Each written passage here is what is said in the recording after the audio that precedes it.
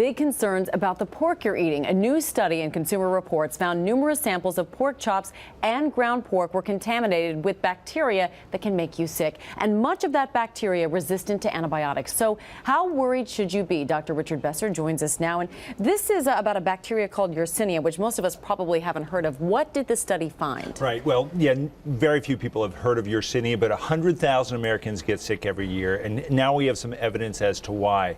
Consumer Reports tested 198 pork samples from 6 states, and they found that nearly 70% of those were contaminated or had Yersinia on them.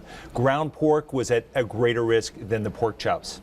And this is a dangerous bacteria. It can make you sick. But we should point out the U.S. Department of Agriculture says it's not alarmed by this study, saying, quote, companies are meeting the established guidelines for protecting the public's health.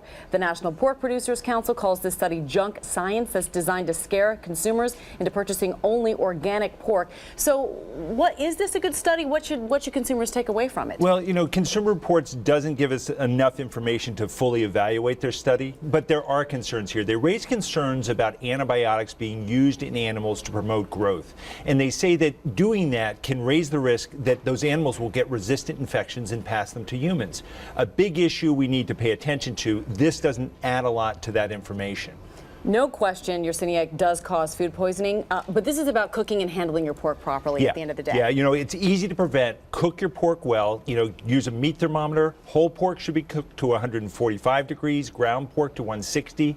Use separate cutting boards for raw meat and other foods, and always wash your hands whenever you're handling raw meat. Very, very important indeed. Dr. Richard Besser, as always, thank you.